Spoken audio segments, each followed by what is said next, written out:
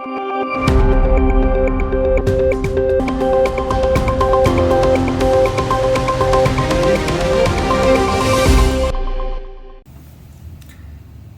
is David Goldman, Asia Times Deputy Editor, speaking to you from New York City on May 5th.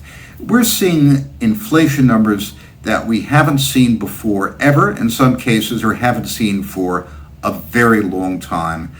And the market started to get seriously worried about it. The price of inflation protection in the Treasury market rose to 2.7%. That's the highest expected inflation rate at the 5-year horizon we've seen since 2008.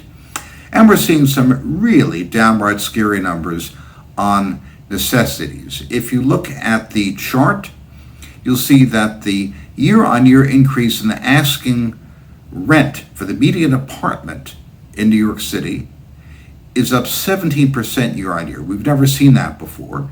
We have seen a 12% year-on-year increase in home prices.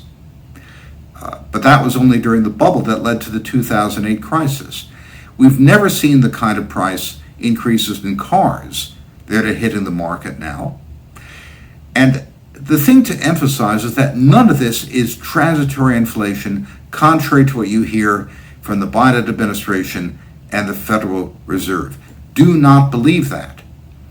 The reason we've got home price inflation and shelter inflation is because Americans are buying homes as a hedge against inflation. That's self-feeding inflation expectations, which don't go away quickly. The reason we have a 50% year-on-year jump in the price of used cars as of the end of April is because we have a breakdown in the global supply chain. The semiconductor shortage is expected to last another 2 years. A car is just a computer on wheels, and this is going to cut Ford's output in the U.S.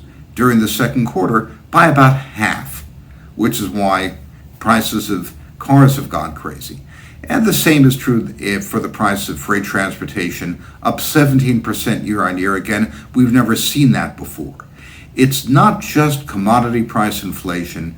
It's that commodity price inflation is hitting a solid wall of cash coming into Americans' pocketbooks thanks to the federal government, $5 trillion in helicopter money. It's led to labor shortages because a lot of people getting checks from the federal government don't see the point of working at low-wage jobs. And it's, as I've said, it's creating inflation expectations which are going to be sustained for a long time.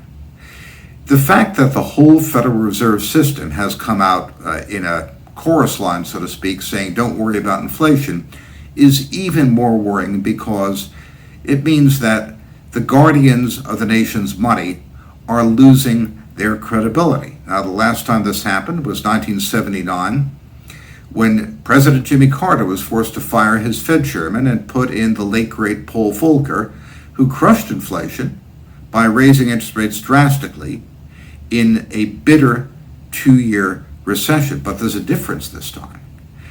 In 1979, the federal budget deficit was just 1% of GDP. It was trivial. Today, the federal budget deficit is 15 to 20% of GDP. Perhaps $4 trillion a year of federal borrowing. The Federal Reserve is doing most of the financing of the federal deficit.